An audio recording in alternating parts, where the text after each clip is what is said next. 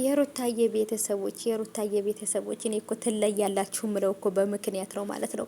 እሳብ እንደዚህ ወደ ላይ ከፍ ስክሎር እያረኩ ቲክቶክ ላይ ሳይላችሁ ማለት ነው። ለካ እናንተ እኔ ካሰብኳችሁ በላይ በጣም ከባድ ሰው ናችሁ ማለት ነው የሩታ ቤተሰቦች እና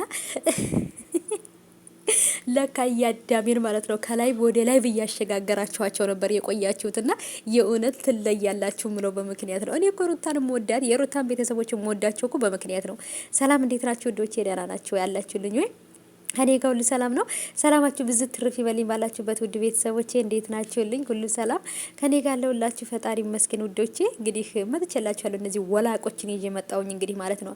ይሄ የማያፍሩ ወንዱ በወንድነቱ ሴት በሴትነቷ የማይታፈርበት ቦታ ነው። ደረስን ትላላችሁና አሁን ሄርሜላ ይሄንን ራቁት የሆነ ልብስ ለብሳ እኮ ነው አሁን ላይ ብላይ የተቀመጠችውና አሁን በሷ ቤት እኮ በቃ የመቶ ሽንትን እያከበረች ነውና ብቻ ግን የተላከላት ስጦታ እኮ ይሄ ለህፃን ልጅ የሚላክ እንጂ እኮ ለአዋቂ የሚላክ አይደለም። ምን አስባችሁ ነው ላይቭ ላይ የምታሳዩን ማለት ነው?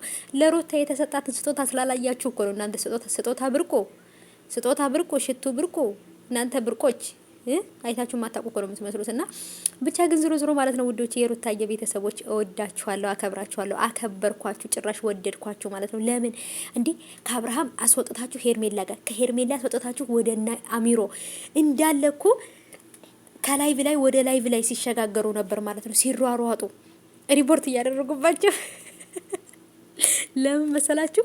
ሩታን የነካ የለውም በረካ። በቃ ይሄንን ብለናቸው አልቆ ሲጀምር ለምን በሩታ አትምጡብን፣ በሩታ ላይ ከመጣችሁብን ሰላማችሁ ነው የምንነሳችሁ ብለናቸዋል። እና ሩታንና ኤፍሬምንና አክስቲቱን ለማሳሰር ይሯሯጣሉ። እዚህ ጋር ደግሞ ላይቭ ላይ ደግሞ የ100,000 እንትን እያከብሩልናል። እኛ ደስታችሁ ደስታችን ነበረ፣ ስኬታችሁ ስኬታችን ነበረ። ግን እናንተ በማይመጣው ሰው በሩታ መጣችሁብንና በቃ ጠላናችሁ። ለዛ ነው የሩታዬ ቤተሰቦች አሁንም ወደፊት ሩታዬ መቼም ቢሆን ሩታን ይቅርታ ካልጠየቁና ከሩታ ጋር ሰላም ካልሆኑ በፍጹም አይቀመጡም። በፍጹም ላይቭ ላይ ማናያቸው።